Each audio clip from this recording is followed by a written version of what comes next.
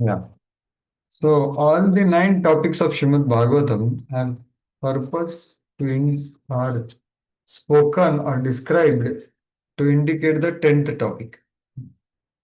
So there is one verse which very clearly says this in this particular chapter.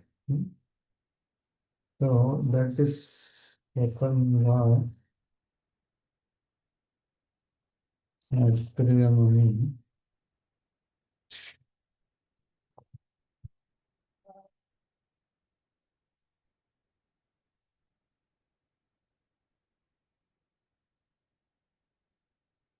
Ah,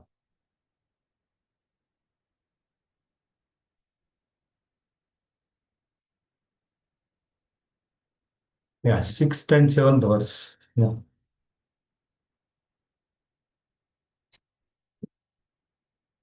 So the great souls explains all other topics of Srimad Bhagavatam, keeping in mind what they are describing. That is 10th canto, 10th subject matter. That is Krishna. Right. So here you can see. This is text 6 and 7. यच्चान्यदपि कृष्णस्य भवान् भगवतः प्रभो श्रवः शुश्रवसः पुण्यं पूर्वदेह कथाश्रयम् भक्ताय मेऽनुरक्ताय तव चाधुक्षजस्य च वक्तुम् अर्हसि ये दुह्य वन्यरूपेण गामि माम्.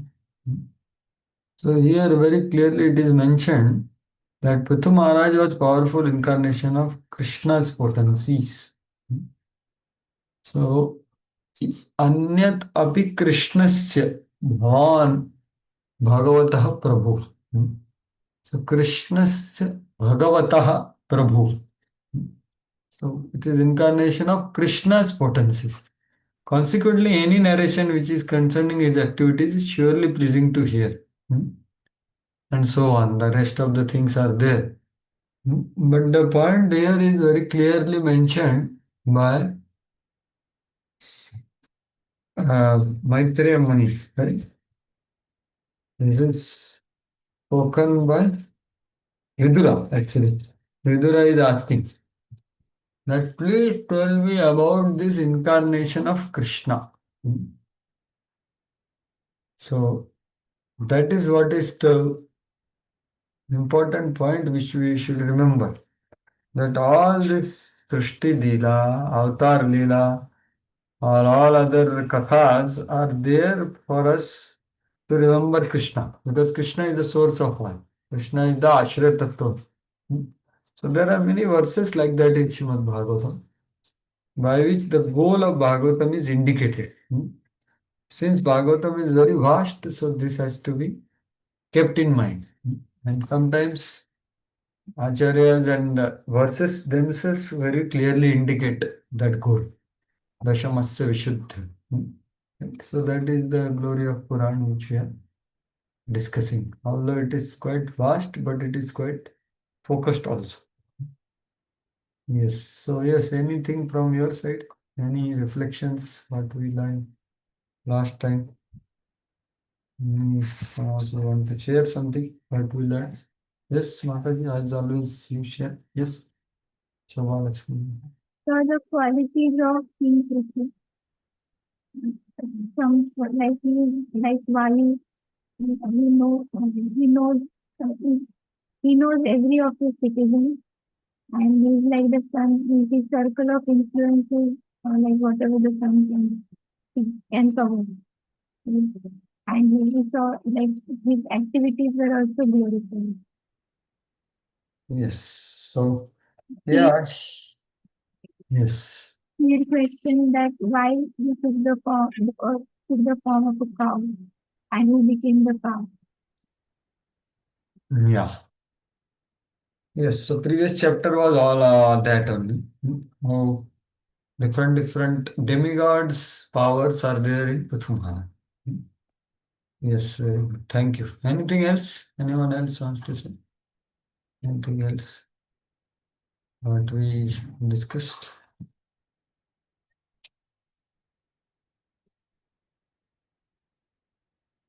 So we began this chapter also, fourth chapter. Continue ahead. So I think we covered first two verses or like that. Just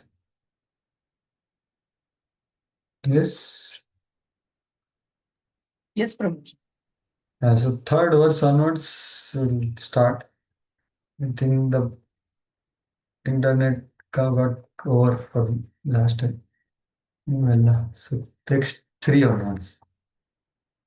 So Vidura has heard all that.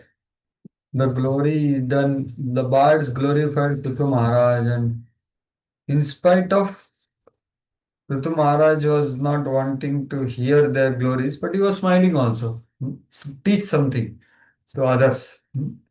And then entire chapter is the praise only. So they hear all that praise.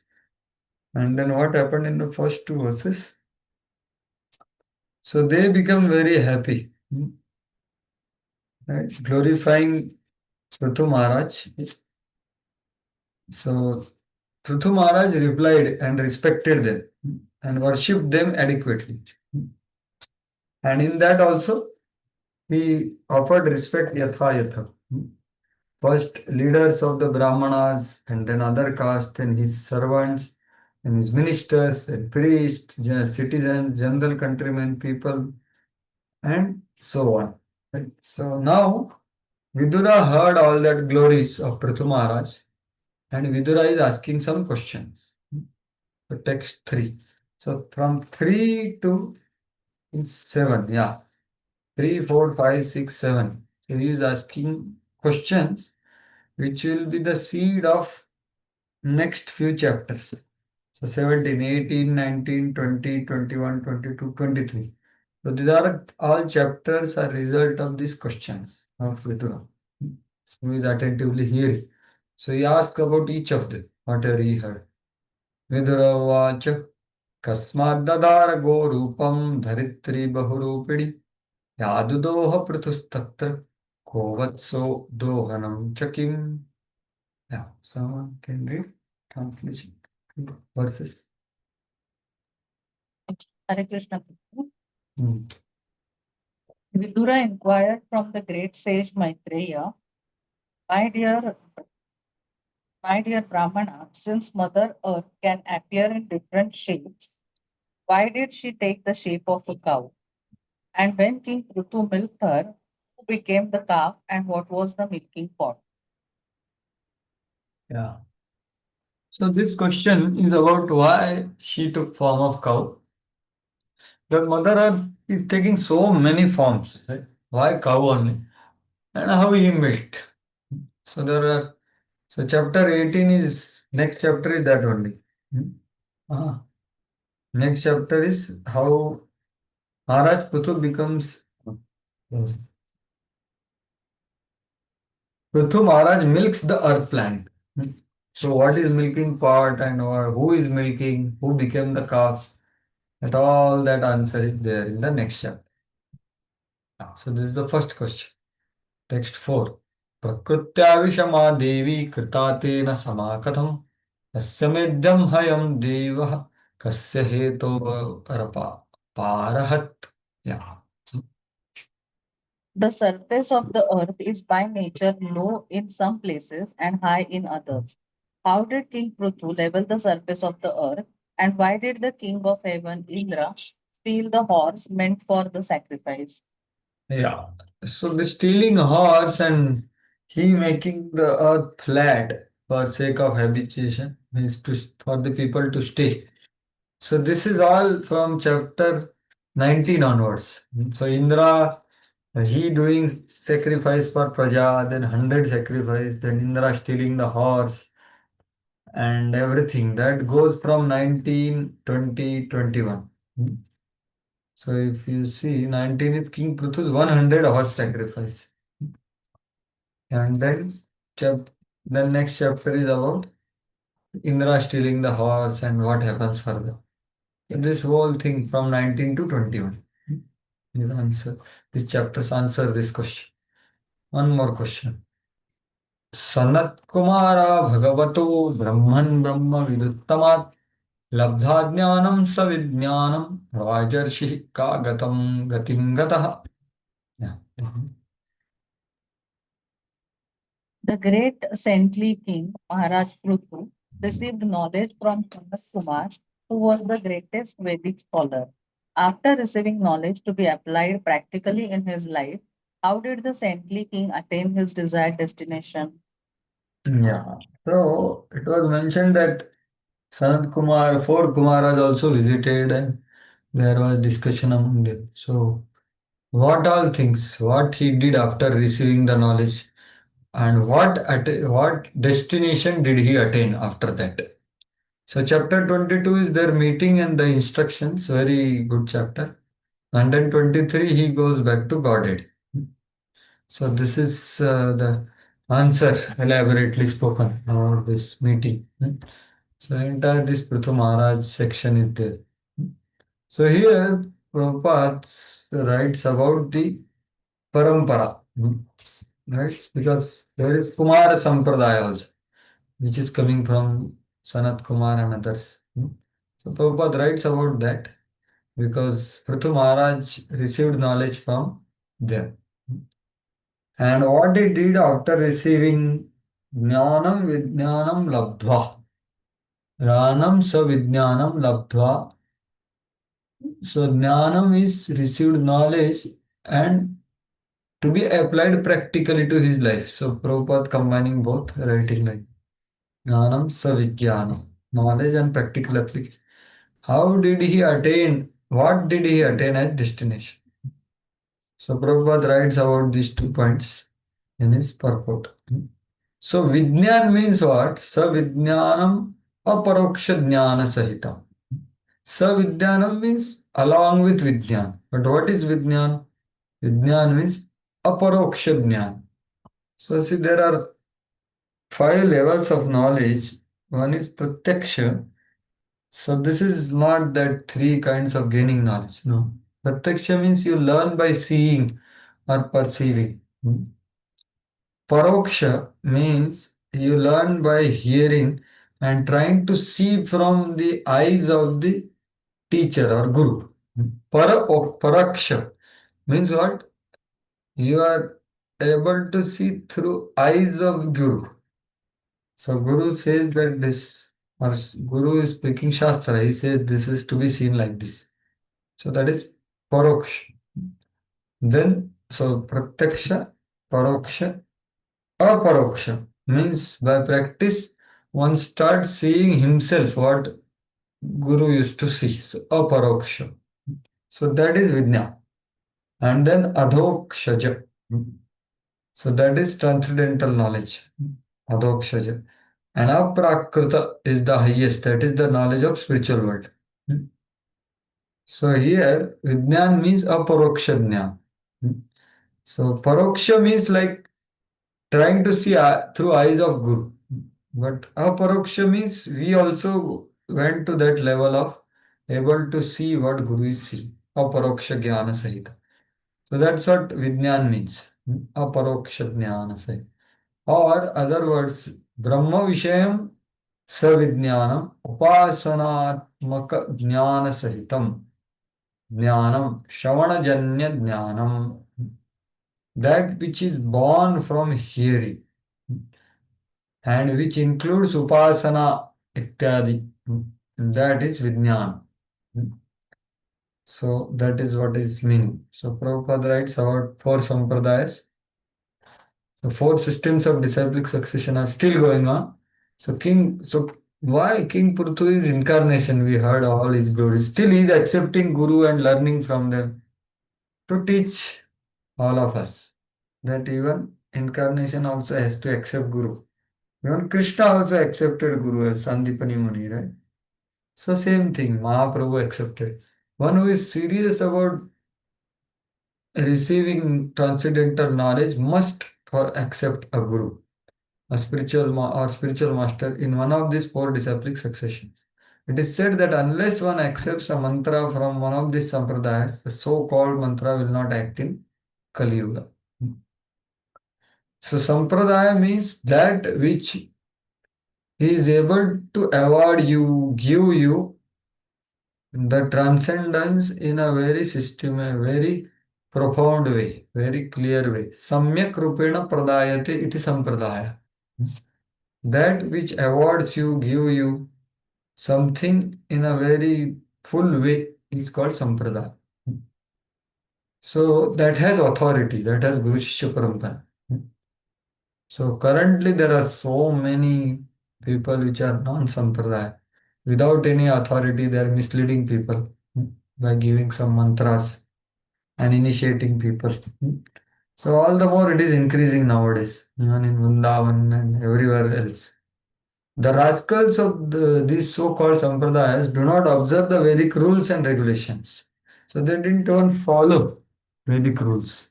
Authority means obedience to the do's and the don'ts. Although they are addicted to all kinds of sinful activities, they still offer the people mantras and mislead them. So the intelligent people know that this is not going to be successful. We have to be people should be very careful of this nonsensical sampradayas. Prithu Maharaj, however, showed by his example that one should receive knowledge from bona fide sampradaya. Right? So this is very important. Especially after coming to ISKCON also some people are going away to some other sampradayas after getting even initiated. So we don't know actually the glory of what we are getting, and we don't even know what Prabhupada is come to give. That's why it's very important to study Prabhupada books and assimilate them and distribute them. Right now, marathon is coming. So Parampuja Shivaram Maharaj says that if you want to know Prabhupada, you study his books. And if you want to go closer to Prabhupada, distribute his book. Because those books will give the highest thing to people. Then only we can get mercy of Srila Prabhupada. Otherwise, we'll think that Prabhupada has given just something ABCD only. I have to go something higher for Bhakti and all to outdo. No, that is not the case. So that's how Prabhupada is warning us that in Kali Yuga, these things are going to go away. Go. So many. Prabhupada is saying these rascals, very strong words. Yes, bro, you want to say something? Suryakant Krishna. Guruji, actually, we see that there are people in ISKCON who are attracted to other gurus from Vrindavan. Yeah, So, how do we convince them that if they stay with Prabhupada, they will get all what is needed for spiritual, and we respect those people. They might be very good devotees, but how do we stop this? correct. So actually, this is a very good thing which you have asked. It's a not easy thing to do. So first thing is that we have to, as I told, Prabhupada has instructed us to actually study his book very seriously, especially Chaitanya Charitamrita and Bhagavatam. So unless we read them, study them, and go inside them, we will feel that he has not given anything. And secondly, we have to hear from realized souls about which generally things are not spoken, right? That's why they are going outside. So there are great souls who have spoken about these things of Braj Bhakti, Raganuga Bhakti and all. And of course, Prabhupada has also spoken in his books. Chaitanya Charitamrita, Ante Lila, so many things are. So we have to go through these books, discuss these books, hear these books from realized souls. And there are Srila Prabhupada's disciples who had written such books also. Like one of them is Parampuja Bhanu Maharaj has translated so many of the books of Acharyas. And Parampuja Shivaram Maharaj and many others have translated, so have written books about cultivation of this Raj Bhakti. So this is one way where the leadership should have this idea and they should give this idea that this is all there here in Mhm. our system. We should not just after spending some years in Krishna consciousness, the people want to go deeper. People want to So they should not be told, no, no, no, no, this is all high, we should not talk about it, you know. So like that we keep on alienating people, then they will go out. So first, as you said that they are getting attracted, right? Because we are not knowing the attraction which is there with us in our books only, books and the message of Prabhu. So first we have to do that ourselves, and then if we are guiding some people, so it's very important. Mm. So Prabhuji, they respect Prabhupada's books, but Mhm. they still want to apply that those sadhus, what they are saying that Radhe Radhe, like that, they want to chant that type of mantras also. Correct. So that's the problem. And this is lack of faith. So Then that's what how to avoid means how to prevent those. avoiding that is right education and Mm. having some discussions on those topics for people who have spent some time in Krishna consciousness, right? So this is another important thing. Not that every, as person is spending 1, 2, 3, 4, 5, 10, 15 years, then there should be discussion on these topics done in a very proper forum, not openly, because that's not the purpose of the discussion. So that has to happen. Then they will feel now why people are going, because they think that here it is not at all practiced, not at all discussed. So you see what Mahaprabhu did, same thing we have to follow. That's what Shivram Maharaj says. That Mahaprabhu, what he did, these two things are important for Braj. That is outreach done by Mahaprabhu, mass outreach through Harinam Sankirtan, right? So same thing Prabhupada emphasized that we do outreach through Harinam Sankirtan, book distribution and preaching.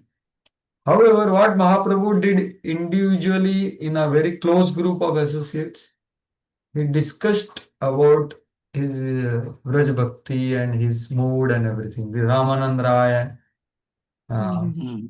Sarup Damodar and other devotees like Rup Sanatan. They wrote all these books are of what? So Mhm. that's how we also have to follow. This is the way the Raganuga Bhakti is practiced. Okay. So that's what has to be done. We cannot emphasize or overemphasize one of them. So these Mm. people are going, okay, just raga, one thing. So this is one extreme. Doing bhajan and discussing and going outside Prabhupada's Mm. great umbrella, which is very protective and which actually Paramahansa Shivaram Maharaj says that everyone after becoming purified to some extent will want to explore these topics. And there is a very dangerous waters outside Mm. where we don't know which water is correct and which is wrong. And we have Mm. to respect all, but we don't know who is who. That's why Prabhupada's disciples have written books, especially I am talking about Shivaram Maharaj also. His whole focus of writing these books is to avoid ISKCON devotees going out of ISKCON. That you be Mm. here. I have given my life to Prabhupada's mission. I have written books keeping Prabhupada's mission in mind and the contents and practices of Bhakti. Same is the case with others also. Like Prabhuji Bhanu Maharaj translated so many books. So that's why we have to have such proper uh, approach towards our literature. So otherwise, it's very easy to get attracted to some, I would not say cheap, but some other processes because we have already chosen one path. No? If we have not chosen a Mm. path, then you go, no problem. But having initiated, even second initiated people have gone. Want to speak of first. Second initiated groups have gone because we have not gone deeper. Actually, Srila Prabhupada says if one reads first 7 chapters of Chaitanya Charitamrita Adi Leela, he will never leave Gaudiya Vaishnavism because Gaudiya Vaishnava Siddhanta will be clear to him. And one cannot approach Radha Krishna without Goswamis and without Chaitanya Mahaprabhu. So that is very clear. So we have to approach properly and we have to be ourselves and we should also go into it and then we try to guide other people to that.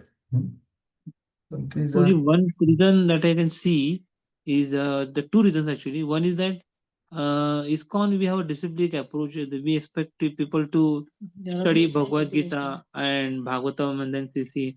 And there is an order in which we approach these books. I see correct. that the people directly want to jump to Radha Krishna Leelas. That's why this with this then they behind it's wrong actually dangerous without understanding Bhagavad Gita even having basic knowledge of soul then someone is trying to understand those leelas. It's a dangerous approach. And second thing I think is that if we have some rules and regulations and discipline the probably is probably people directly want to go to the Vraja Leela and then they don't follow any regulations or restrictions as well. So probably this, how do we convince that these are better to, this is the right approach to compare to going outside? The Prabhupada only writes in the preface that Hmm. to understand the subject matter of 10th canto, one has to go thoroughly understand the purport of first 9 cantos. This is Hmm. Srila Prabhupada's statement I am repeating. So it's a necessary. Shukdev Goswami's methodology is this. Otherwise, it is going in Sahajiya direction. Unless the greatness of Krishna is digested, the Hmm. sweetness has no sweetness in terms of its material only. It's man-woman relationship sweet, so-called sweetness they experience. So as Bhakti Siddhanta says, it is like playing orchestra in crematorium. So who is going to dance? The ghost should dance. You know, someone is speaking Radha Krishna Leela, Raj Leela, and the people are feeling happy. But who is dancing? The ghost of the anarthas are dancing. So Hmm. there appears pleasure and there is pleasurable, because it is man-woman relationship. But unless the greatness, who is Krishna? So first 9, that's what I said, Dashamasya Vishuddharth. First 9 are making us properly disposed towards Krishna. Krishna's position and our disposition in terms of servitude. Then we approach that. And Prabhupada says, then one can get the effects of 10th canto. I think it's in preface on. So right in the preface Prabhupada writes. So unless we follow Acharya, there is no question of any result, right? Here Prabhupada says that only, the success won't be there. Yeah, I'm just showing as it is suitable from here is the preface. So see how systematic he's writing. What is the need of society? What is the problem? And then solution is Bhagavad. But how we should approach? See, first one has to read Bhagavatam is a transcendental science. Not only for knowing ultimate source of everything, but also knowing our relationship with Him. This Sambandha. Simply by careful reading, one will know God perfectly well. And just by reading 9 cantos, he will able to preach and convert others, accepting God as a concrete principle. This is first 9 cantos. Now he goes to the further. The only qualification one needs to study this great book of transcendental knowledge is to proceed step by step, cautiously, and not jump haphazardly as if with the ordinary book. It should be gone through chapter by chapter, one after the other. The reading matter is arranged with original Sanskrit text, etc. One is sure to become God realized soul at the end of first 9 cantos. Now, 10th canto is a distinct from first 9 cantos because it deals directly with the transcendental activities of personality of Godhead. One will unable to capture the effects of 10th canto. So this is what I was saying. Without going through first 9 cantos. So this is the methodology and we cannot circumvent the methodology. We have to approach Krishna from lotus feet. We should not just enjoy Krishna's face. That will not be proper spirit one.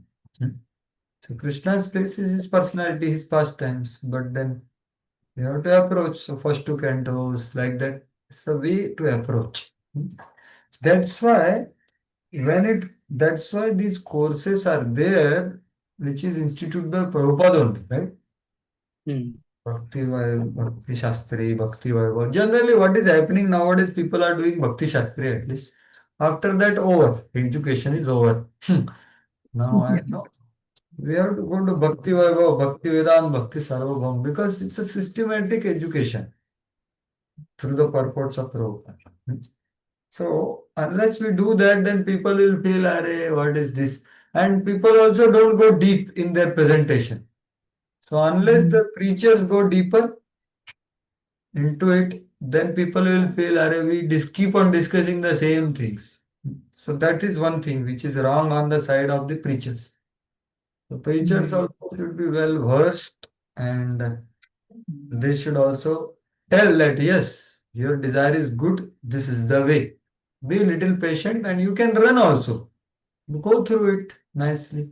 So that is the method. Otherwise, there is it's all dangerous waters outside. Very dangerous. Okay. Okay. Thank Thank you. Prabhuji. Thank you. Thank you. Hare Krishna. Hare Krishna, Prabhuji. Hare Krishna, yes, Mataji. Prabhuji, will you please repeat those 5 types which you said: Pratyaksha, Paroksha, Aparoksha, Pratyaksha, Paroksha, Aparoksha, Adhokshaja, Aprakrita. and what is the meaning of Adhokshaja? Adhokshaja means that knowledge which is beyond our material senses. So it's a knowledge of spiritual world. But beyond that is aprakruta. Means aprakruta is a person who is actually like Nitya Siddha, like Prabhupada, who is coming and revealing. That is aprakrut knowledge. He is telling what is happening in spiritual world also. Someone who has that level of realization can give that. Adhokshaja is one who has reached transcendence and he is explaining. So first it is pratyaksha. We learn by seeing and through the senses. And then paroksha is through eyes of the teacher or guru. And then we see that is aparoksha. And so on. So these are 5. And these are very much connected to that also. What is that? Panchakosh is also there. What is it? Annamay, Pranamaya. Pranamay, and so on. So it has connection. So here Vijnan is there. Thank you, Prabhuji. Yes. So we have to approach this subject matter of Radha Krishna or Vrindavan in a very proper way, as given by the Vrajvasis, like Prabhupada and previous Acharya. Right?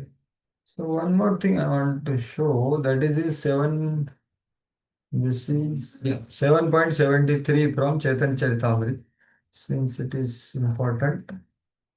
So that is there is the discussion about between Prakashanand Saraswati and followers and Chaitanya Mahaprabhu. Right? So Chaitanya Mahaprabhu tells that Guru Sri Murkha Dikhi Karila Shasan, etc. Then Guru told me, you cannot read Vedanta. You just chant and dance, that's all. And everything you will attain. And in that oath, Prabhupada writes the importance of the study. So you can see here, मूर्ख तुम्ही तोमा नाही वेदांत अधिकार कृष्ण मंत्र जप सदा एई मंत्र सा. So you fool, he said, you are not qualified to study Vedanta philosophy and therefore you must always chant name of Krishna. This is the sense of all mantras. So Prabhupada in this purport and next purport I will show. So he says, we don't read Vedanta, but we read Bhagavatam because Bhagavatam is commentary on Vedanta. Right? Not that, otherwise we will become Sahajiyas. So Prabhupada writes that. See this?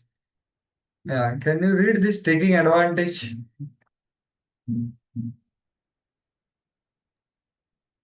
Taking advantage of these verses, there are some Sahajiyas who taking everything very cheaply, consider themselves elevated Vaishnavas, but do not care even to touch the Vedanta Sutra or Vedanta philosophy. Should I continue? Yes, yes. A real Vaishnava should, however, study Vedanta philosophy, but if after studying Vedanta, but one does not adopt the chanting of the holy name of the Lord, he is no better than a Mayavadi. Therefore, one should not be a Mayavadi, yet one one should not be a Mayavadi, yet one should not be unaware of the subject matter of Vedanta philosophy. Indeed, Chaitanya Mahaprabhu exhibited his knowledge of Vedanta in his discourses with Prakashananda Saraswati. Thus, it is to be understood that a Vaishnava should be completely conversant with Vedanta philosophy, yet he should not think that studying Vedanta is all in all and therefore be unattached to the chanting of the holy name. A devotee must know the importance of simultaneously understanding Vedanta philosophy and chanting the holy names. Yeah. So like that Prabhupada writes in this, you can read on your own further. But and then next verse, Krishna mantra haibe habe samsara mochan, Krishna nama haibe pave Krishna charan. So simply by chanting holy name of Krishna, one can attain freedom from material existence. Indeed, simply by chanting Hare Krishna, one will able to see the lotus feet of Lord. So anything is required? Nothing is required. But purport Prabhupada says that it is required. So very wonderfully he says, you can see here.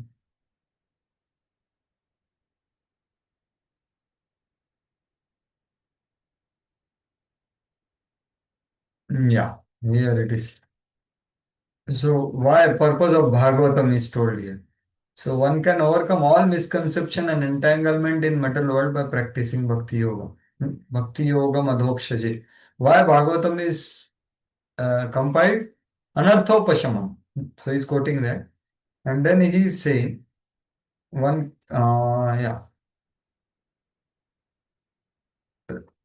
Chaitanya, spiritual master, instructed him, therefore, that one must read Bhagavatam regularly with scrutiny to gradually become attached to the chanting of Hare Krishna mantra.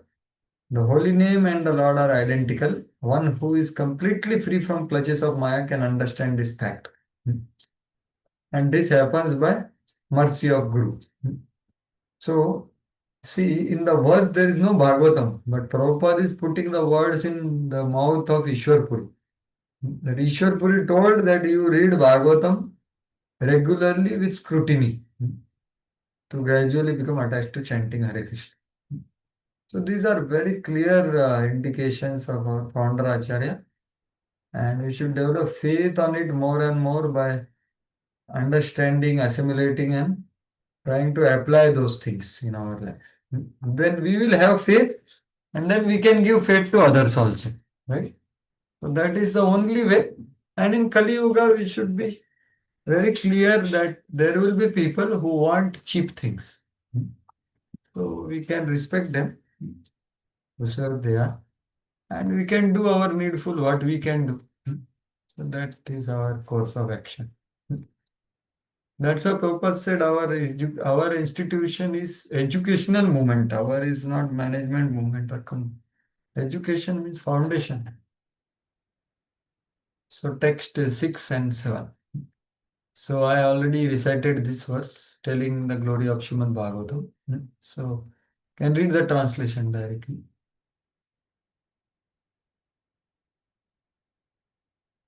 Yes, continue. One more or two more. Okay. Prithu Maharaj was a powerful incarnation of Lord Krishna's potencies. Consequently, any narration concerning his activities is surely very pleasing to hear and it produces all good fortune. As far as I am concerned, I am always your devotee as well as a devotee of the Lord, who is known as Adhokshaja. Please therefore narrate all the stories of King Prithu, who in the form of the son of King Vena milked the cow-shaped earth. Yeah, so he's kind of showing his confidence and faith and respect towards the speaker or Maitreya Muni, and showing his eagerness to hear in this particular verse. So, Krishnasya Bhagavataha Prabho.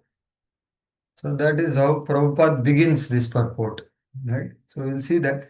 Before that, here it is written, Bhaktaya me anuraktaya, tavacha adhokshajaja. So I am Bhakta of you, tava Bhaktaya anuraktaya, and adhokshajasya Bhaktaya anuraktaya. So I am your devotee as well as devotee of Lord. So that is his eagerness. Anuraktaya means I am very eager to hear, I think. Yes. Anuraktaya, what Prabhupada is translating? Very much attentive, Prabhupada is saying. I'm very attentively hearing from you. So by now, see, this talk started in 3.5, Maitreya Vidura Samvad. He is attentively hearing everything, whatever is inquired. So please speak. Vaktum arhasi. About this Prithu Maharaj, who is actually Shaktavish avatar of Krishna. So Krishna Katha hearing was the purpose of Yamraj, who came in form of Vidura.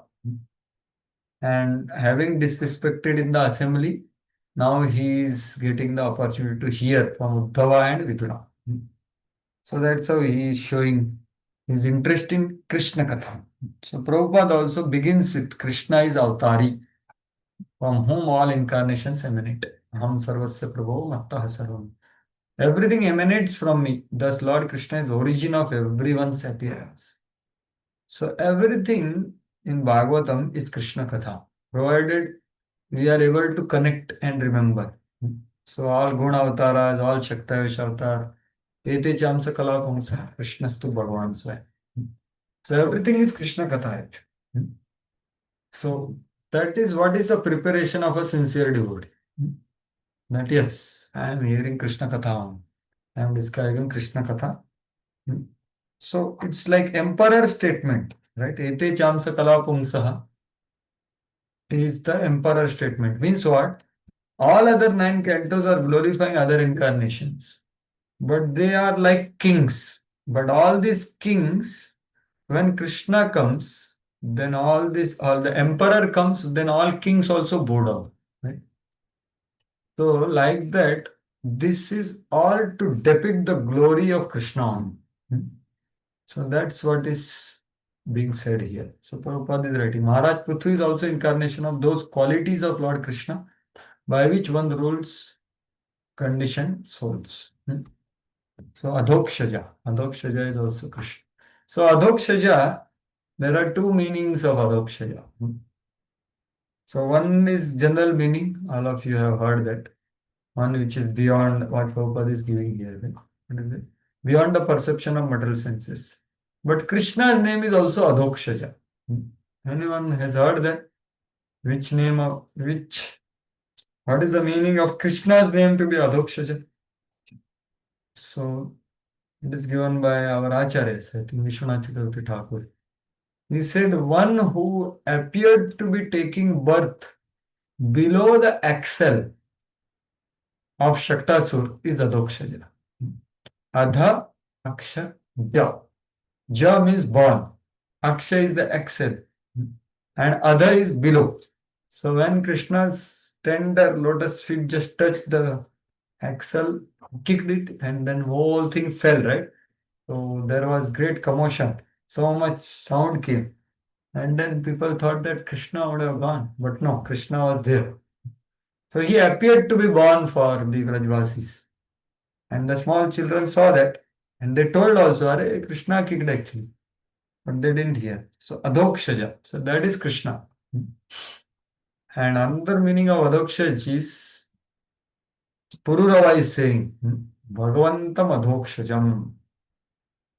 One who makes the knowledge gained through material senses condemnable is also adhokshaja.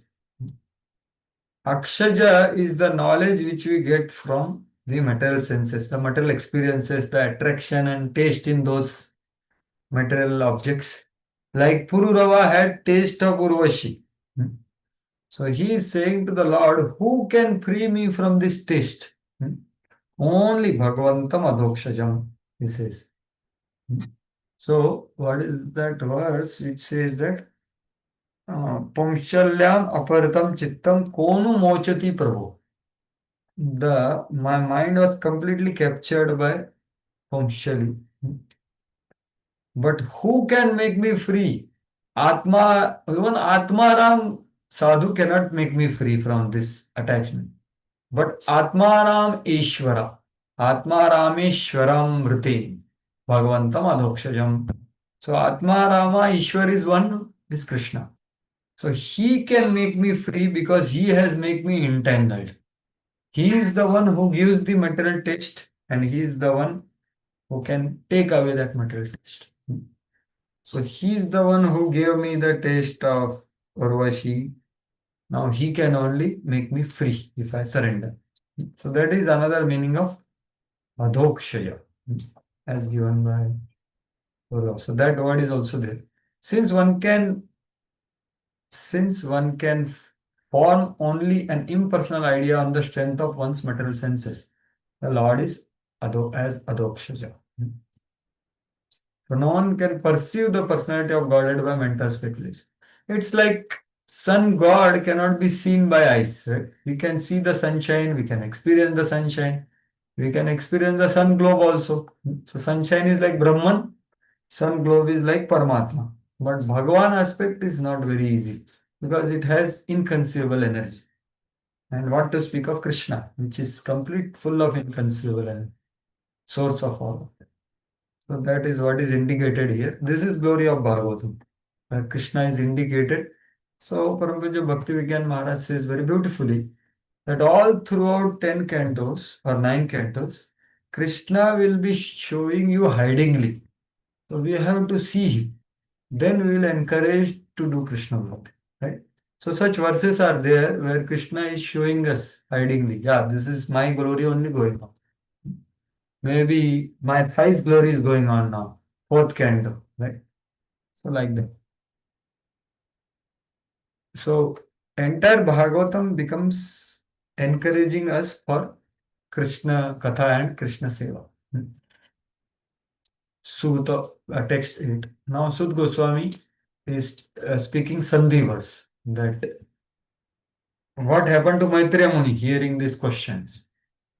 Suta Uvacha Chodito Vidurena Vasudeva Katham Prati Prashasyatam Pritamana Maitreya Pratyabhashata. Yeah, someone else can read now. No, will read. Suta Goswami continued, when Vidura became inspired to hear of the activities of Lord Krishna in his various incarnations, Maitreya also being inspired and being very pleased with Vidura, began to praise him. Then Maitreya spoke as follows.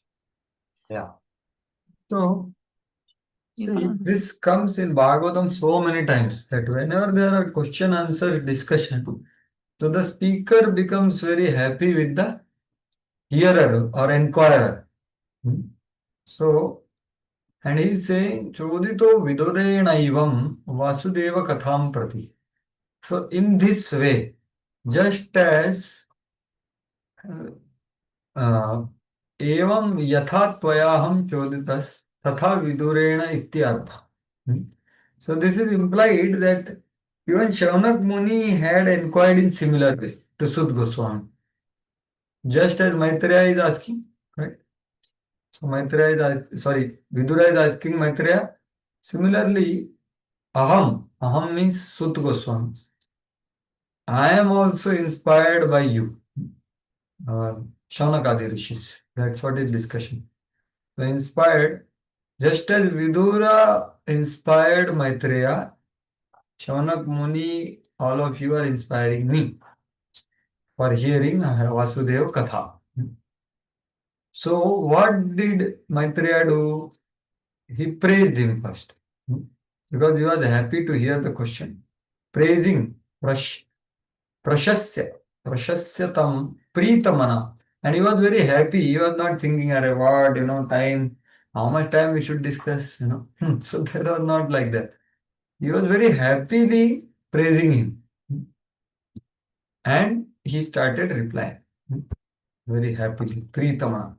So actually, to please the self-realized soul or Vakta is a great thing, actually, because the mercy of the devotees, automatically mercy and blessing follow when they are pleased, right? Many times we go to great soul and ask, please bless, please bless. But when they are pleased, automatically blessings come from their heart. So that's what here Maitreya is becoming very happy. Pritamana.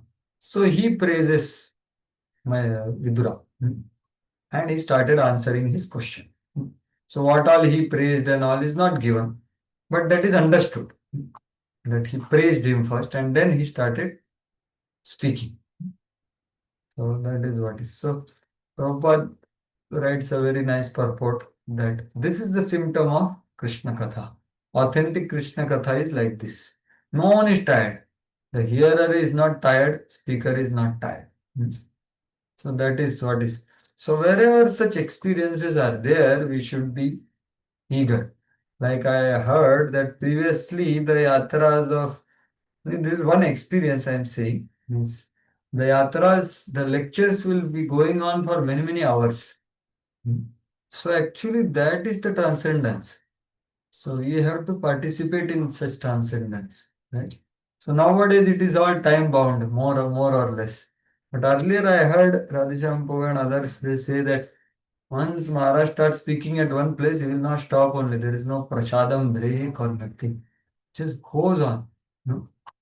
And the people are having that experience.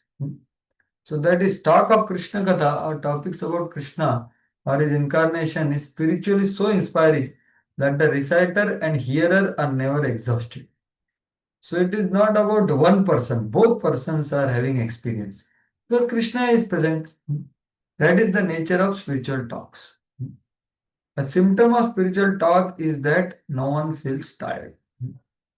So thus upon hearing the questions of Vidura, the great sage Maitreya did not feel disgusted, but rather felt encouraged to speak at greater length.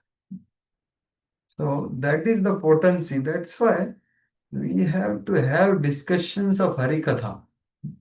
And more we have discussions of Harikatha amongst ourselves, more we will be getting interest in hearing from great souls. Right? Because Krishna is there in the Katha. Parasparanu Kathanam Pavanam Bhagavad Yashaha. Or what is that? Machchitta Madgata Pranaha Bodhayantaha Paraspara. Kathayantascha Mam Nityam Tushyanti Cha Ramanti Cha. So this is exactly happening here. And this we have to experience. Because it appears very simple and you don't get any result externally. 2 hours you discussed Harikatha. What happened? Externally nothing happened. So and that's what Parikshit Maharaj says in 10th canto also.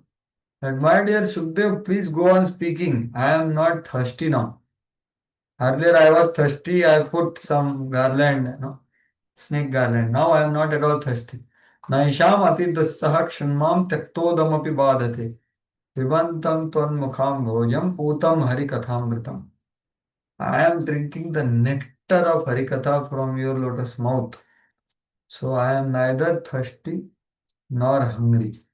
Although it is very difficult to control these urges, Ati dussaha, very difficult to tolerate. Kshun mam, but now I am not affected. You go on speaking. Go on speaking. I want to hear Krishna Katha elaborately. You have just spoken 5 verses of entire Krishna Katha in 9th canto end. I want to hear 90 chapters. Yes. Go on speaking. So Shukdev Goswami tests him and then starts speaking. So that's what is the importance of spiritual talk. So because Krishna is yatra gayanti mad bhakta tatra tisthami narayana. So that's why we have to understand that discussion of Bhagavatam is also potent. Because if we are discussing Bhagavatam, Prabhupada purports, Prabhupada is there, and then Prabhupada, Krishna will be there. Right? So that has to be. So discussion of Prabhupada purports is also important in our case. So text 9. So Maitreya starts answering. Maitreya uvacha yada yada vishaktaha pruthang vipraihi amantrito जनतायाश्च पालः प्रजानिरन्ये क्षितिपृष्ठ इत्य क्षुत्मामदेह प्रतिमभ्यवोचन्. Please continue. The great sage Maitreya continued, "My dear Vidura, at the time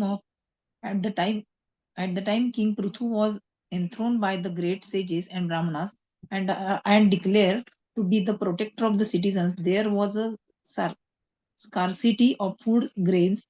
The citizens actually became skinny due to starvation.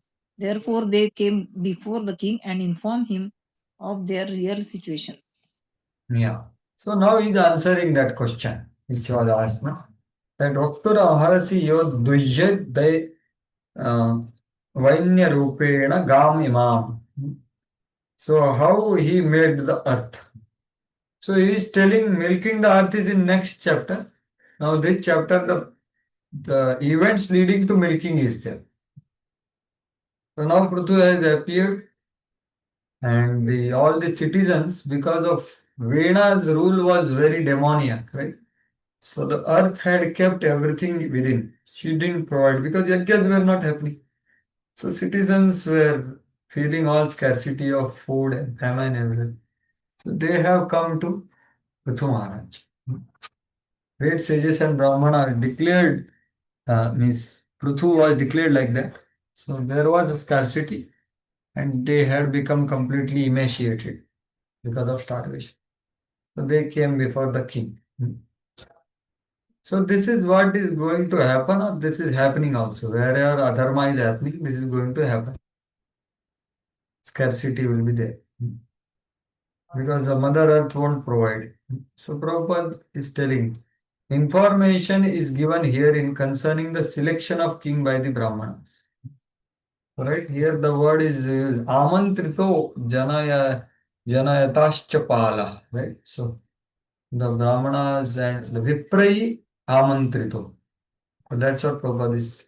Brahmanas are selecting the king, right? So from Vena's body they brought out. So that's what Prabhupada is at. And then as previously we discussed, Prabhupada emphasizes the Varnashram system for governance. 50% of his mission. So he elaborates that concept repetitively in these purports. The Varnashram Dharma, the institutes of 4 Varnas and 4 Ashramas, is very scientifically designed. So one may say that, okay, this is all caste system, it is gone. No, now also it is working, but in a very demoniac way. Like there are in companies, there are some R&D people, right? So, and there are some people who are administrators. There are some people who are, money, taking risk on money. So they are all the same thing. And there are some people who do whatever is told. So they are there all the time. But it is completely demoniac. But Varnashram is according to Lord's system. So in other words, Brahmanas, the intelligent men or the great sages, would control the monarchical powers. So administrators will be controlled by the true Brahmanas. Here we have indication of how the Brahmanas elected the king to the throne. And then Prabhupada says very nicely, the system of Varnashram is interdependent and it protects each other. So the whole, actually Varnashram means Brahmanical culture. And Brahmanical culture means maintenance, right? So Prabhupada writes elsewhere that 5 things, Brahmanical culture means 5 things are to be maintained. So what are those? One is Brahmanas. because Brahmanas will maintain Brahmanical culture, which is this. Then there are women should be protected.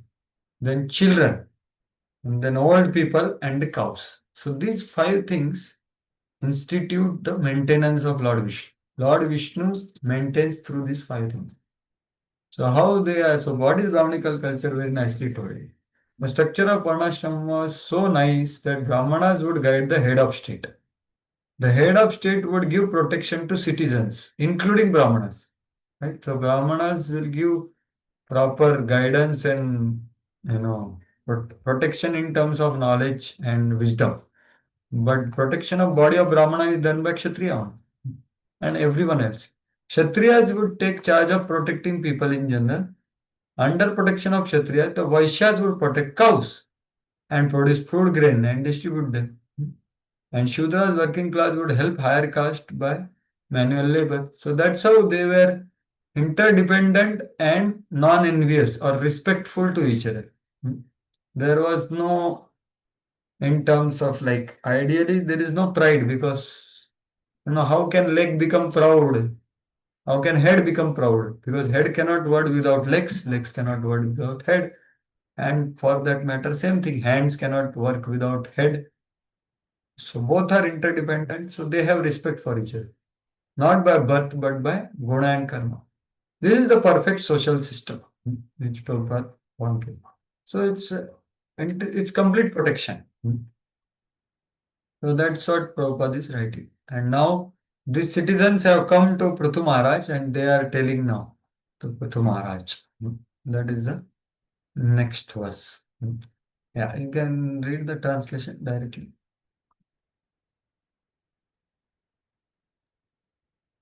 Dear king, just as a tree with a fire burning of the hollow of the trunk gradually rise. Just a minute. Gradually dries up. We are drying up due to the fire of hunger in our stomachs. You are the protector of surrender souls, and you have been appointed to give employment to us. Therefore, we have all come to you for protection. You are not only a king, but the incarnation of God as well. Indeed, you are the king of all kings. You can give us all kinds of occupational engagements. For you are the master of all our livelihood. Therefore, O King of all kings, please arrange to satisfy our hunger by the proper distribution of food grains. Please take care of us, lest we soon die for want of food. Yeah. So actually, the Praja is also reminding Raja of what he's supposed to do here.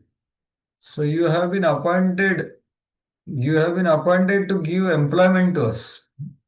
You can give us all kinds of occupational engagement for you are the master of our livelihood.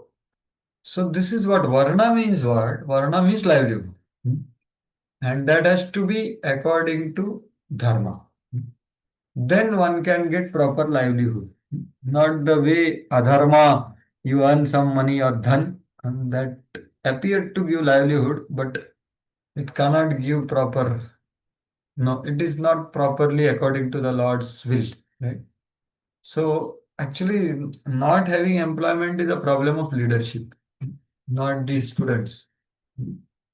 So Prabhupada told in the Western universities that what is use of your university? People are coming and they are education and they are becoming hippies. So what is use of your education? Useless education. So that's how Prabhupada wanted proper education according to Varnashram. So Prabhupada said every temple should have Varnashram college. But how it can have unless it has Gurukul? So Gurukul, Varnashram college and Varnashram, these are all interconnected which Prabhupada wanted.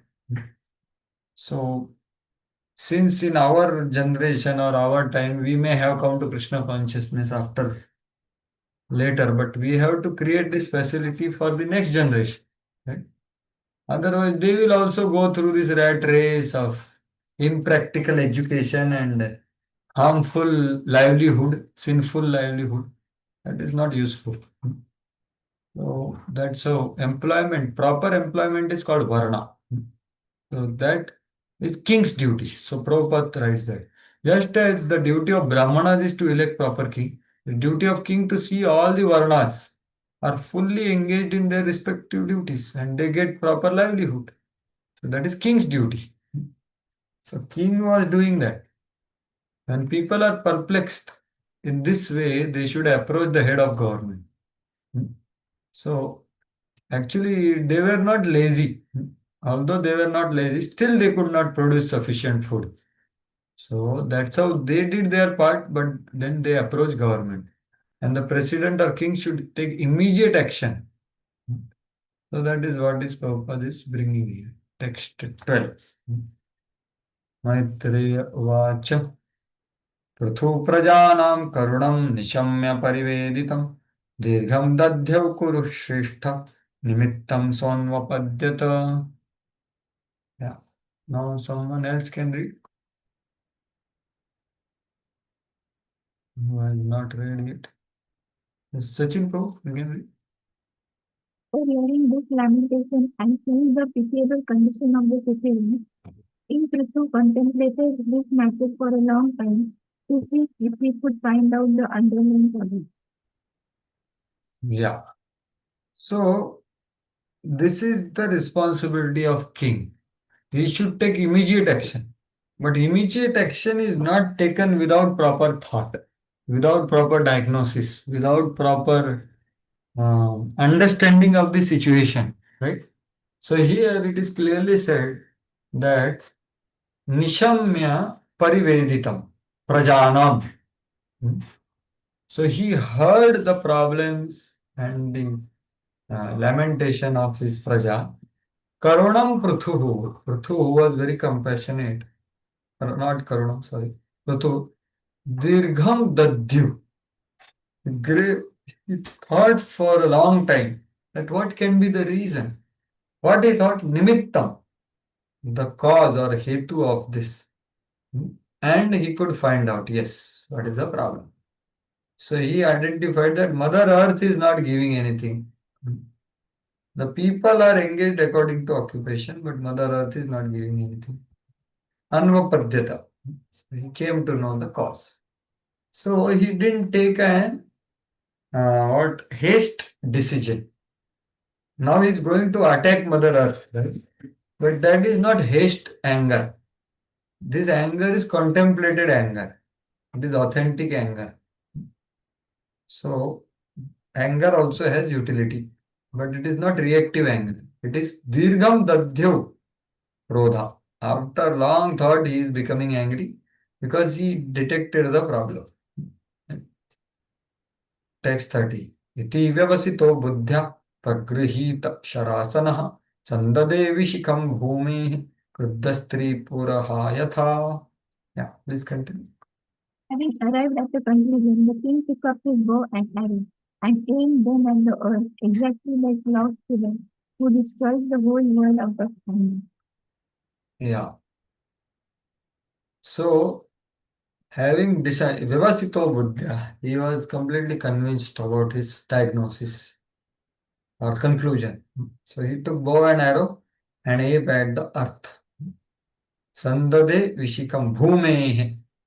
Bhumehe means Devata. And he became angry, like Tripura Ha Yatha. Tripura Ha is Lord Shiva, one who killed Tripura demon. So, like that he became. So he is thinking, though I was made a king, I will use the fourth method against the earth who is hiding the seeds. So he could understand that people are not getting anna. Why they are not getting anna? Because earth is not creating the anna and seeds. It is hiding the seeds. So that is what. So Sam, Dan, Danda, Veda. So Sam, Dan and Veda will not work. Now I have to use method of Danda only. So that is his contemplation and conclusion. That I will use Danda, punishment, fourth method of reconciliation. So actually the scarcity was not people's fault, for they were not lazy in executing their duties. So it is happening in not in Kali Yuga, previous Yuga. So people were doing their duties. So, but the theory is that there is a scarcity of food grains due to increase of population is not very sound theory. So Prabhupada is punching on this so-called scientists and some people of this world. They think that actually we should not increase population. हम दो हमारे दो और हम दो तो छोड़ दो अभी एक भी नहीं. So that is a foolish theory.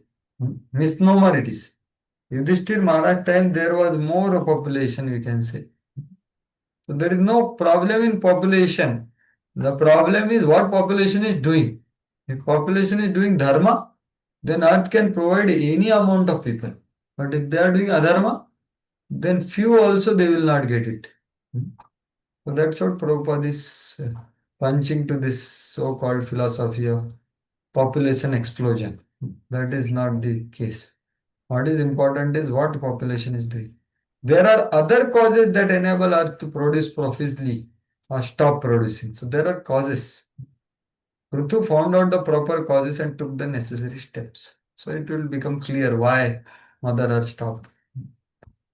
प्रवेपमाना धरणी निशाम्योदायुधं च तं गौः सत्यपादभीता मृगीव मृगयदृता. Yeah. When the earth saw that King Krishna taking his bow and arrow to kill her, she became very much afraid and began to tremble. She then began to flee exactly like a deer which runs very swiftly when followed by a hunter. Being afraid of King Krishna, she took the shape of a cow and began to run. Yeah. So he had asked the question now why Bhumi Devi is Bahurupi.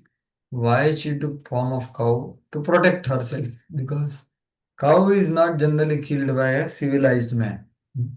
So Prithu Maharaj, when he attacked Mother Earth took form of cow and she began to tremble due to fear. It started running. So just as mother produces various children, the womb of Mother Earth produces all kinds of living entities. Thus, it is possible for Mother Earth to take innumerable shapes, right? Bahurupaya, that word was there, Prabhupada is explaining that. But at this time, in order to avoid wrath of King Prithu, she took the shape of cow. Since cow is never to be killed, Mother Earth thought it wise to take the shape of cow in order to avoid Prithu's arrows. So Prithu will make me fearful, but he will not attack me because civilized man will not kill cow. Text 15. तामन्वधावत् तावन् अन्वधावत्तद्वन्यः कुपितोऽत्यारुणे क्षणः क्षारं धनुषि सन्धाय यत्र यत्र पलायते. Yeah, please read one more. This Bharat Rishi became very angry, and his eyes became as red as the early morning sun. Placing an arrow on his bow, he chased the cow-shaped earth wherever she would run. Yeah. Text 16. सादिशो विदिशो देवी रोदसी चान्तरं तयोः धावन्ति तत्र तत्रैनं ददर्शानुद्दतायुधम्. Yeah. Now someone else can read. Maybe Sachin possible. The cow-shaped earth ran here and there in outer space between the heavenly planets and the earth, and wherever she ran, the king chased her with his bow and arrows. Yeah. So she went into Antariksha also, not just Earth. So that is what is Antara. Antaram Tayoho. So she went fleeing everyone on Earth and heaven and in between. So she was not just running on Earth. And king fled behind. लोके निवेदन तत्राणं वन्यां मृत्योरिव प्रजाः त्वस्ता तदा निवव्रते हृदयेन विदूयता. Yeah, please read. Just as a man cannot escape the cruel hands of death, the cow-shaped earth could not escape the hands of the sons of Vena. At length the earth, fearful, her heart aggrieved, turned back in helplessness. Yeah, so she stopped and turned black and tried to pray. So her her helpless cries there. Uvacha, uvacha cha mahabhagam dharmadnya prapanna vatsala trahi mamapi bhutanam palaneva sthito bhavan. Yeah, please read. Addressing the great opulent King Prathu as the knower of religious principles and shelter of the surrendered, she said, "Please save me. You are the protector of all living entities. Now you are situated as the king of this planet." Yeah. So actually, who will protect me? Like Prabhupada says here. If you are Dharmadnya, right? Dharmadnya means he knows Dharma, who knows principles of religion. Hmm? The principles of religion dictate that a woman, cow, child, Brahmana, and old man, right? These five things I told. This is Brahminical culture. So civilized man will not attack them, although they will commit mistake. Hmm? They must be given all protection. So how is it that you are killing me? That like that she is appealing. So religious principle also dictate that one is not to be killed if he surrenders. So prapanna, she is saying, no? Prapanna vatsala. So I am now surrendering. How can you kill? Like Kali, personification of Kali surrendered to Parikshit. So Parikshit gave him a place. So that is second dharma. So she is appealing to King Prithu. She reminded King Prithu not only was he an incarnation of God, but he was situated as the king of earth as well. Therefore, it's due to excuse her. So like that she is. Now she is speaking few verses. I think she will speak till 21st verse. She will appeal that why you are killing and it's not proper. Text 19. Sattvam jighamsase kasmin deenam akrita kilbisham ahannishят katham yosham dharmadnya iti yo matah. Yes, bro, please read. The cow-shaped earth continued to appeal to the king. "I am very poor and have not committed any sinful activities. I do not know why you want to kill me. Since you are supposed to be the knower of all religious principles, why are you so envious of me? And why are you so anxious to kill a woman?" So she is saying the same thing in a different way now. That I am kritakilbisham. Means I am akritakilbisham. I have not done any sinful activity. Why you are killing me? Why you are trying to kill me? And I am Yosha also. Yosha means woman. Dharm, Bhumi Devi. How can Dharmadnya kill a woman? Like that. So that's what. Since Earth was innocent and also was a woman, king should not kill her. So two ways she approached. प्रहरन्ति न वै स्त्रीषु कृतागस्वापि जन्तवः किमुत तद्विधा राजन् करुणादीनवत्सला. Please read last one for me. Even if a woman does commit some sinful activity, no one should place his hand upon her. And what to speak of you, dear king, who are so merciful? You are protector and you are affectionate to the poor. And even if some woman is sinful, then she should not be attacked like you, because you are so glorious. मा विपाट्यायरां नावं यत्र विश्वं प्रतिष्ठितम् आत्मानं च प्रजाश्चेम कथम् अम्बसि धास्यसि. Yeah, someone else can read now who has not read. The cow-shaped earth continued, "My dear king, I am just like a strong boat, and all the paraphernalia of the world is standing upon me. If you break me to pieces, how can you protect yourself and your subjects from drowning?" Now she is gradually going the dependence of all jivas on her. So I am like a boat, I am dharani on which all jivas are sheltered, and if you are kill me, then where jivas will go? They will all drown. That's what it said. So Prabhupada elaborates that only. The earth therefore warned King Prithu that he could gain nothing by destroying her. Indeed, how would protect himself and his citizens from drowning in Garbhodak? So Garbhodak ocean, there is no Jambu Dweep and this, right? If it falls in Garbhodak ocean, then all living entities also will die. So she is saying that. So Prithu will respond to her by refuting her arguments. Prithurvacha Vadu Vadu Vasudhe Tvam Vadhishyami Machanda Machasana Paranmukhim Bhagam Bahirshya Vanti Natanoti Chano Vasu. Yeah, please. King Prithu replied to the earthly planet, "My dear Earth, you had disobeyed my orders and rulings. In the form of a demigod, you accepted your share of the yajnas we performed, but in return, you have not produced sufficient food grain. For this reason, I must kill you." Yeah, so kind of she's saying, he is saying that you say you are not sinful, but it appears you are sinful because you are not following my orders and you are not reciprocating with the yajnas. So that's what he is saying. Prithu Maharaj informed her that first of all she had disobeyed order. This was first sinful activity, disobeying. Actually, sin is deliberate disobedience of the will of the Lord, considering oneself to be proprietor of the law, proprietor. Right? That's so. This is disobeying. Secondly, he accused her of her share of yajnas, but not producing sufficient food grains. So, like that, he is refuting. So it appears that Prithu Maharaj, before appearance, they were doing yajnas also, right? So she is supposed to reciprocate. Yavasam jajna anudinam naiva daudhyadha sampayah tasyameva hi dushtaya dando natra nashasyate. Yes. Although you are eating green grass every day, you are not filling your meal back, so we cannot utilize your meal.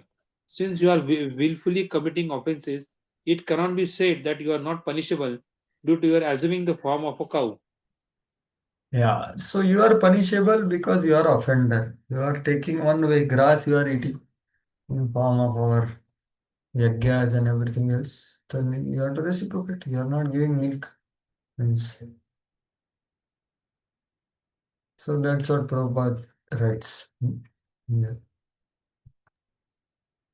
As one of the demigods, earthly planet was taking her share in the yajnas, that is, she was eating the green grass, but in return, she was not producing sufficient food grains. That is, she was not filling her milk bag.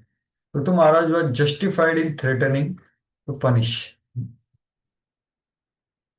तं खल्वोषधी बीजानि प्राक्सृष्टानि स्वयंभुवा न मुञ्चस्यान्मरुद्धानि मम वज्ञाय मन्ददीः.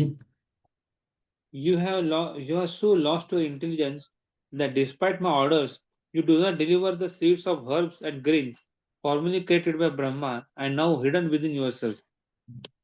So all the grains are protected by Brahma and kept with Mother Earth. And Mother Earth keeps on giving as time comes when people do dharma. So he is saying that you are Mandadi, why you are so foolish not to keeping the seeds within, you are not giving. So when sufficient water falls from the clouds, the seeds fructify and produce fruits, grains, vegetables. So that is not because you are keeping inside. So he is asking. अमोषां क्षुत्परीतानाम् आर्तानां परिवेदितं शमयिष्यामि मद्बाणैर्भिन्नस्तव मेधसा. Now, with the help of my arrows, I shall cut you to pieces, and with your flesh satisfy the hunger-stricken citizens, who are now crying for want of gains. Thus, I shall satisfy the crying citizens of my kingdom. Yeah, so here is the Apad Dharma. Prabhupada writes in the purport that in times of Apad Dharma, one is allowed to eat meat. That people are having scarcity in spite of doing dharmic activities that time. So Prithu Maharaj is indicating that here. So because my praja is not, so I will satisfy by your meat like that. So Prabhupada writes that in the purport as I said. So Apad Dharma is what? It is emergency. So in emergency cases, one can eat meat. Prabhupada writes that in this purport. Here we find some indication of how government can arrange for eating of cow flesh. It is indicated that in the rare circumstance where there is no supply of grains, the government may sanction eating of meat. But when there is sufficient food, the government should not allow eating of cow flesh just to satisfy fastidious tongue. So it is not for taste, but it is for existence. So same thing he repeats. The law according to law of necessity. So first of all, human society must try to produce food, grains, and vegetable. If they fail in this, they can indulge in flesh eating. So that is apad dharma, law of, and it is not apad dharma doesn't go for long. Apad dharma is there only in apad only. When apad goes, then normal dharma should reinstate. So it is not about eating meat for sake of taste. If there were one government on the surface of earth to handle the distribution of grain, there would be no question of scarcity, no necessity to open slaughterhouses, and no need to present false theories about overpopulation. So he is telling Prabhupada has this vision of unity and which he wrote in preface. So if that happens, then there won't be any scarcity, no slaughterhouses, and no overpopulation. Humanyoshid dacha क्लीब आत्मसंभावितोधमः भूतेषु निरनुप्रोषो नृपान्तद्विधो वधः. Yeah, someone else can read now. Those who have not read. The devotees. Parameshwari Mataji or Yogini Priya Mataji. Or Bhaj Hari Prabhu can read. Any one of them? Okay, someone can read 5 verses now.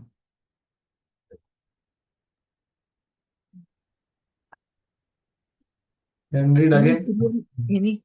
Any cruel person, be he a man, woman, or important in age, who is only interested in his personal maintenance and has no compassion for other living entities, may be killed by the king. Such killing can never be considered actual killing. Yeah. So you have said that I cannot kill woman. This is the answer. Killing a person mad with ego who has no mercy is not killing. So you are acting Atma Sambhavito Adhamaha. So Atma Sambhavita means proud. So you are doing like that. So I am not at fault. I am not killing a woman. I am killing a mad person who is proud. Atma Sambhavita, selfish. It's taking in but not giving. So that's what is mentioned here.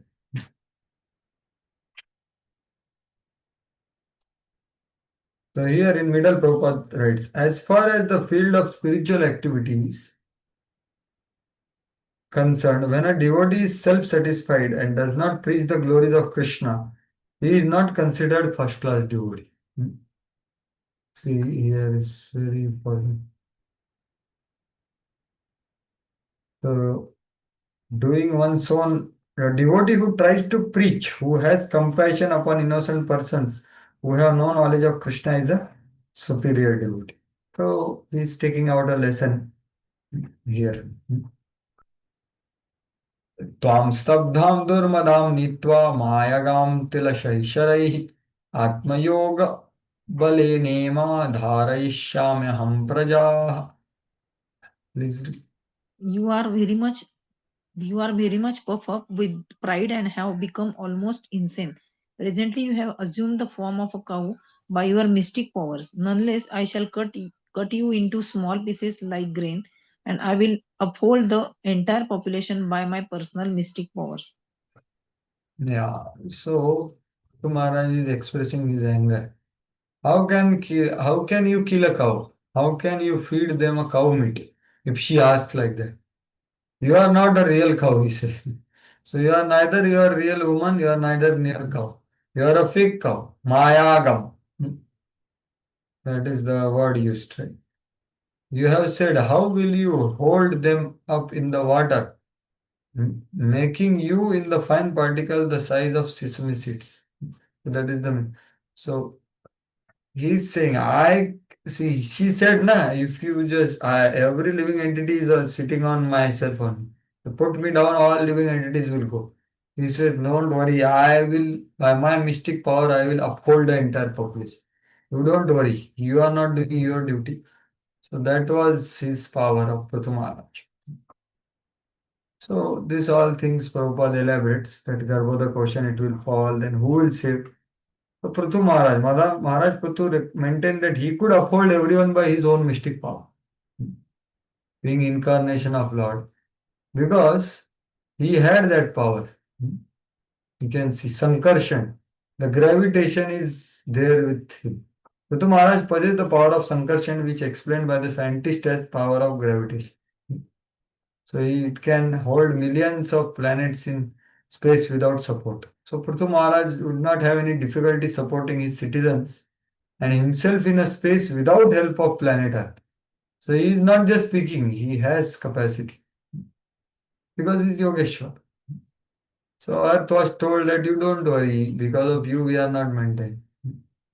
एवं मन्युमयीं मूर्तिं कृतान्तामिव बिभ्रतं प्रणता प्राञ्जलिं प्राह मही सञ्जातवे पतुः. Yeah, At this time, Prithu Maharaj became exactly like Imraja and his whole body appeared very angry. In other words, he was anger personified. After hearing him, the planet Earth began to tremble. She surrendered and with folded hands began to speak as follows. yeah. So Manyumayim Murti, completely like here that nursing Dev is personification of anger. So surely that is the highest anger. But here also it was great anger of Prithu Maharaj. And she was greatly fearful and she surrendered with folded hands. Now she will express why she is not giving.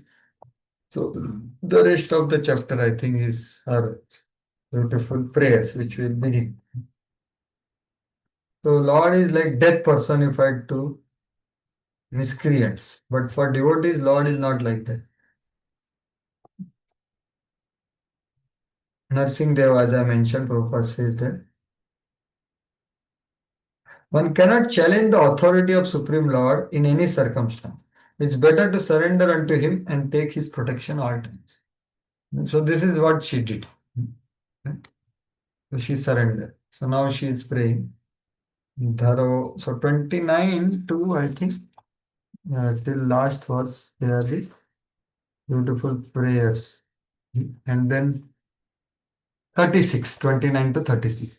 Dharo ovacha namah parasmai purushaya mayaya vinasya vinyastanana tanave gunatmane नमः स्वरूपानुभवेन निर्धुत द्रव्यक्रियाकारक विभ्रमोर्मयि. The planet Earth spoke, My dear Lord, O Supreme Personality of Godhead, you are transcendental in your position, and by your material energy, you have expanded yourself in various forms and species of life through the interaction of the three modes of material nature. Unlike some other masters, you always remain in your transcendental position and are not affected by the material creation, which is subject to different material interactions. Consequently, you are not bewildered by material activities.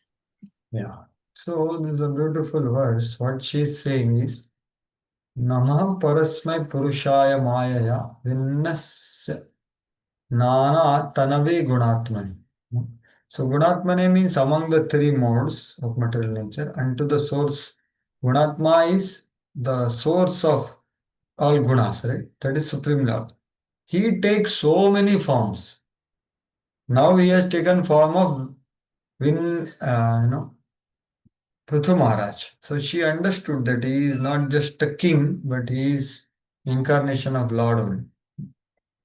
So Parasmay unto transcendental Purusha, who by his external energy takes various forms of material world also. So material world also is his form only, but it is through his external energy. So that is the first part of this verse. I offer my obeisances to Purushaya Parasman, Gunatmani, who takes many forms using his external energy. The next two lines are more important. I offer my obeisances. Namah Swarupanubhavena Nirdutaha Dravya Kriya Karaka Vibramormayi. So Urmi is the waves of material existence. So who is bewildered by the waves of material existence? those people who have no experience of the Swarupa Shakti of Lord or internal energy of Lord. So Swarupa Anubhavena Nirdhuta.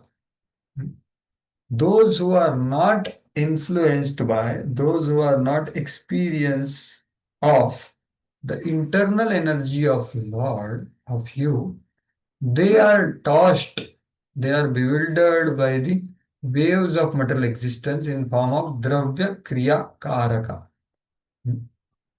So this is nothing but the threefold Ahankar, right? As I was telling you other day. Ahankar, Dravya Shakti, Kriya Shakti, and Jnana Shakti. So that's what it is. The doer, action, and the Dravya. So that is Ahankar. One who is affected by them, one who is not experienced in Swarup Anubhava, the Swarup Shakti. So he creates material world by his external energy, Bhinna Prakriti, but he is delighting in Swarup Shakti. So one who doesn't have experience of Swarup Shakti will get bewildered, will get tossed by the waves, urmis of the material existence. That's how she is offering this prayer here. And she is kind of saying, actually you can see,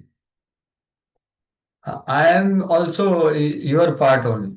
So she is quoting, I offer my respects to you who have many bodies like mine. Means I am also part of your body as material world, made up of matter, because you are composed of modes, gunatmani. And she is quoting this, Mahatalam Tat Jangam. The earth is the hip of the universal form. So Lord, actually the material world is also the Supreme Lord. Right? Aham eva asam evagre nanyad yat sadasattara. Paschalaham yaditascha yoga shishyata sosmya. So everything before creation, after creation, during creation is Supreme Lord. But during creation means he is he is there as material world by his external energy. So that's what she is meaning. Then how can I kill you, your body? So it's his body only, no? Lord's body. So that's what she is saying. I am also part of your body only, earth. So it's like that. That is one Siddhant. And second one, this is very important. As long as one does not realize your Sarup Shakti, then he will see only your material energy, our bodies. So anything created by earth, or earth, water, fire, air, ether, one will get mesmerized unless he is realize the Swarup Shakti. By realizing your Swarup Shakti, you are understood to be completely free from waves of samsara created by bodies, senses, and sense devatas. So bodies is dravya, doer is the senses, and kriya, and doer are the devatas, sense devatas, right? So that is what is told. Anyone who Swarupanubhavena, one who understand, like what is Bhagavad Gita say? Hmm. Mahatmanas tumam patha daivim prakriti mashita. So daivi prakriti means Swarupena anubhavena. So they are always under internal energy of love. So that's what she is saying here. So those who are under internal energy, they are never affected by the waves of samsara. So material world exists, but material existence doesn't affect them because there is no false ego. So that's what she is meaning. So this is Vishwanath Chakravarti, and Prabhupada also explains that on his part. So planet Earth in form of cow could understand that king was directly empowered uh, incarnation of law. And then Prabhupada writes very nicely. Maybe you can read. So, so king knew very well. Yeah, you can read from here. Consequently, please read. Anyone? Consequently, Yeah, please read this portion. consequently, the king knew everything, past, present, and future. Thus, there was no possibility of the earth cheating him. The earth was accused by Accused of accused of hiding the seed. hiding the seeds of all herbs and grains. Therefore, therefore She is preparing to explain. she is preparing to explain how the seeds of these herbs and grains can be again exposed. The earth knew that the king was very angry with her, and she realized that unless she pacified his anger, there was no possibility of placing a positive program before him. This also you can. Therefore, in the beginning of her speech, she very humbly presents herself as a part and parcel of the Supreme Personality of Godhead's body. She submits that the various bodily forms manifest in the physical world, but are but different parts and parcels of the supreme gigantic body. It is said that the lower planetary systems are parts and parcels of the legs of the Lord, whereas the upper planetary systems are parts and parcels of the Lord's head. Yeah. So this was all explained by Vishwanath Chakravarti Thakur in one line, right? So that is elaborated by Prabhupada. So Nana, the word is what? Nana Tanave Gunatmani Vinnasta. So this metal world is also different parts of universal form only. So how can you? I am part of parcel of you only. Why you will kill me? I am part of you only. So she is presenting herself as part and parcel, and to pacify him. And her desire is what? That she is preparing to explain why she has kept all the seeds hidden. Right?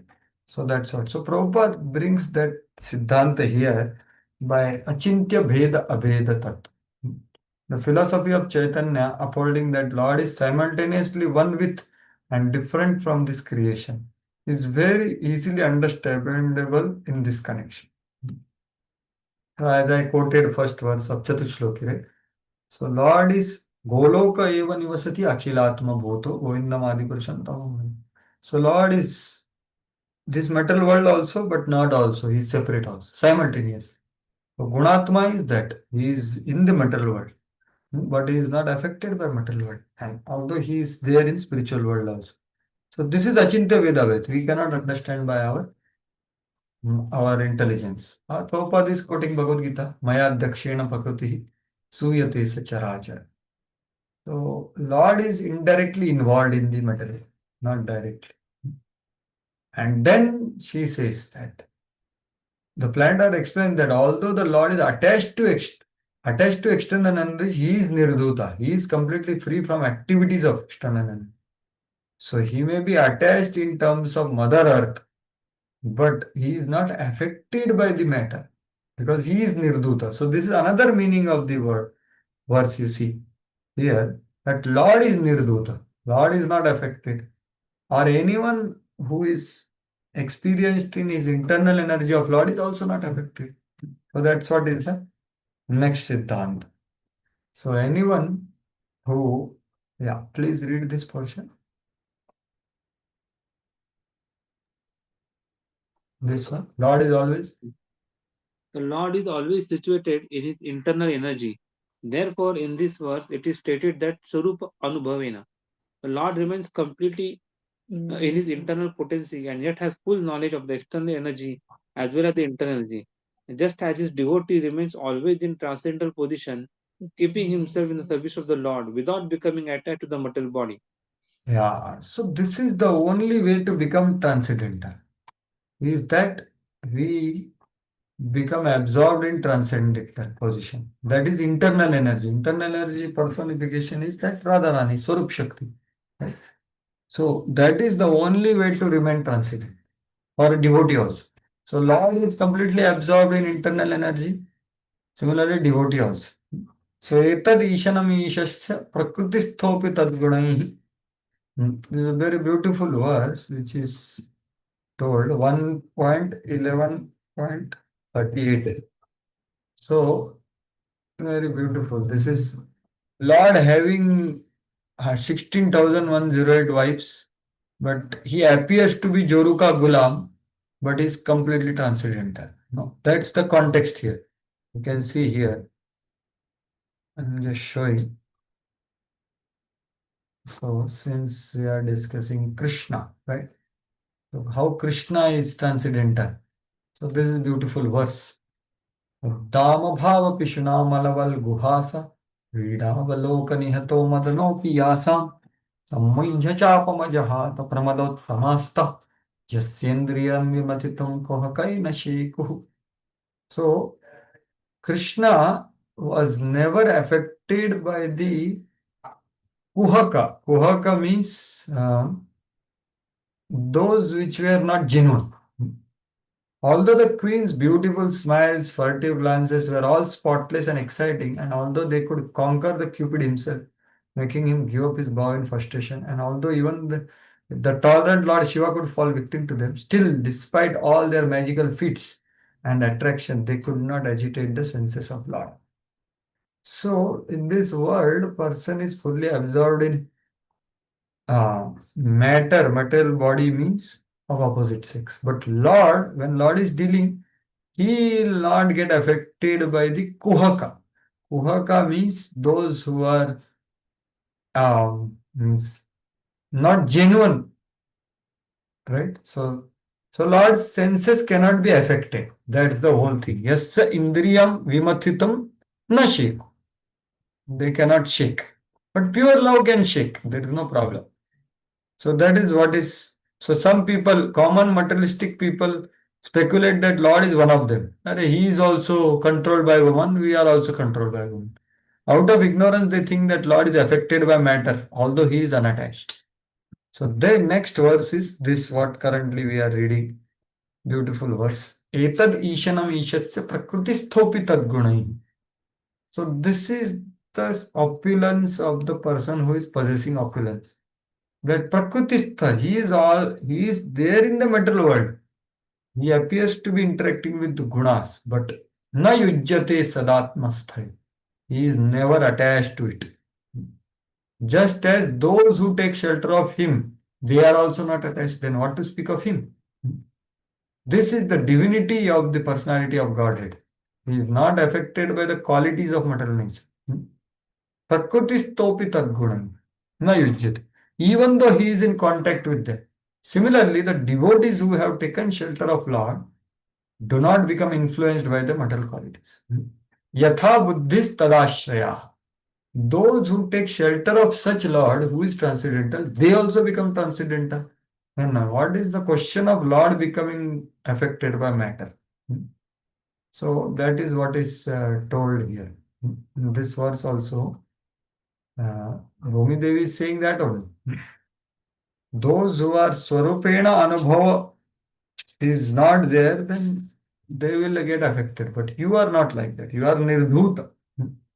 And then he is saying that Iha yasya harer dasya karmana manasagira. Rup Goswami.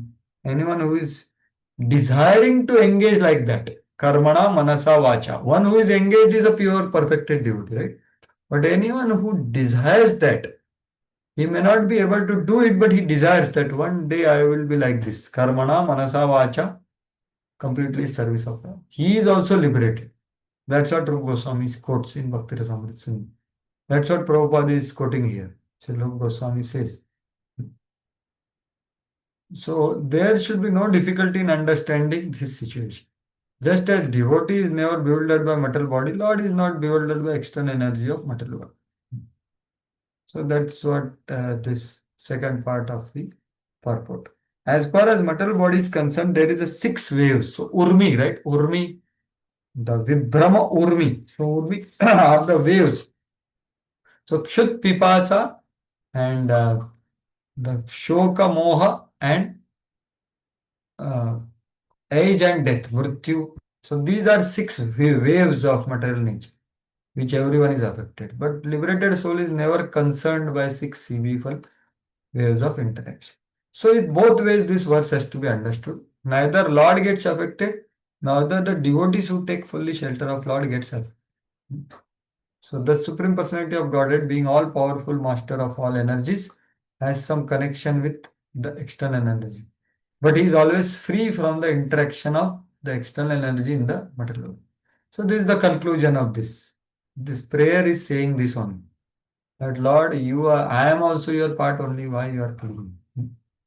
So we'll just read the next verse also. Just येनाहम येनाहमात्मा यतनम विनिर्मिता धात्रायतोयम गुणस गुणसर्ग संग्रह स एव मां हन्तु मुदा युधस्वरा रूपोत्थन्यम शरणम कमाश्रये. Yeah,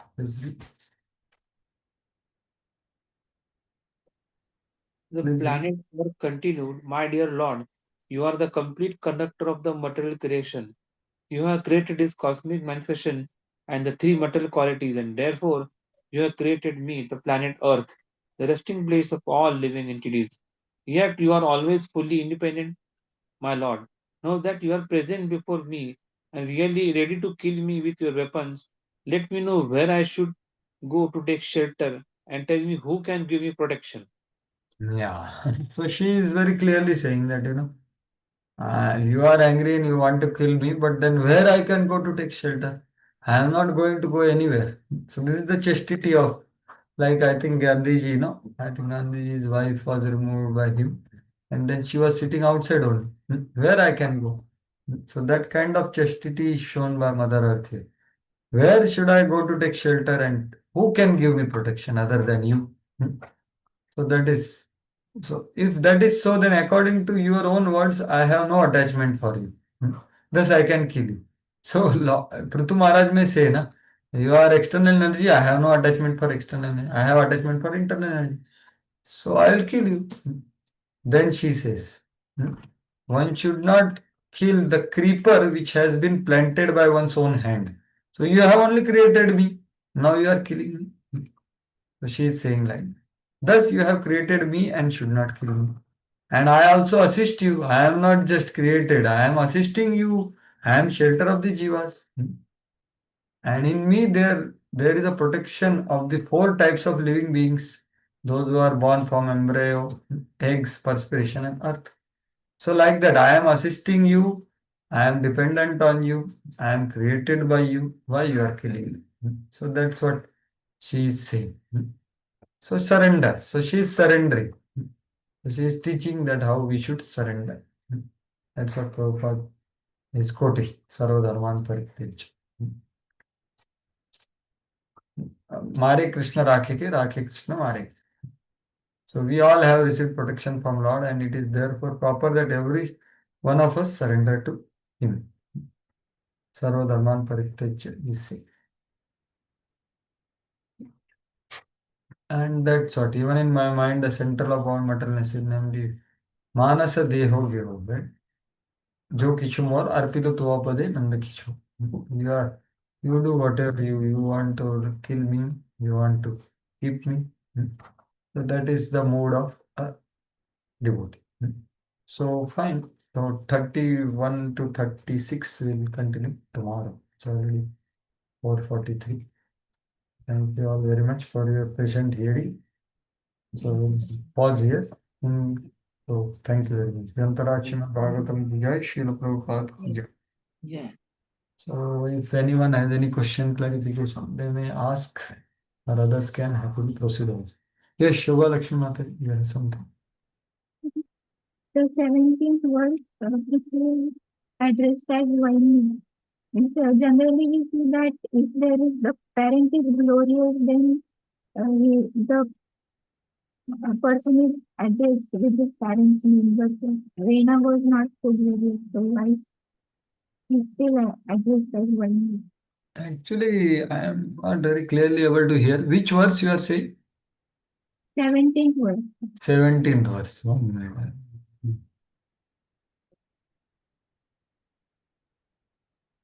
Yeah, here is the 17th verse.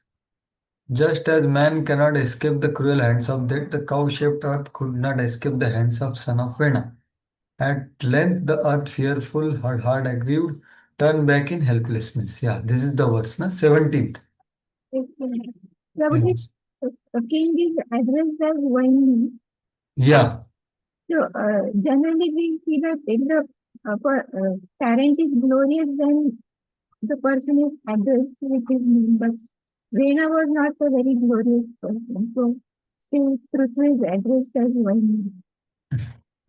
Yeah, but that is a fact, right? So that is number one. And number two is Vena also had two portions, right? So if you know, Anga Maharaj had got Vena from one wife which was having connection with demons, right? So, but there was part of Ang Maharaj also. Hmm. And Ang Maharaj dynasty is very great dynasty. So that was the thought of the sages. So first they churned and then the sinful part came out as that, what is that? Nishad, the black. Uh, but the remaining part was pure because Anga Maharaj dynasty. So that way, calling Vanya is not like derogatory in that sense. Because so many places it is called, right? Not just one. So many places it is called son of Vena. Of course, Vena's personality was not proper, but Vena had proper dynasty actually. So that way we can accept him because many times he is called as Vanya. Vanya. I think 2, 3 places today only we saw. Son of Vena. Because he did take birth from Vena's body. So that's how the Brahmanas were glorious. They are able to see the good side and the bad side and deal with it properly. Right? So they churn the bad part, churn the good part. So we can see that side of when we call Vena. So like that we can see. No Acharya has commented anything in that direction. Thank you. Anything else or anyone else about what we discussed?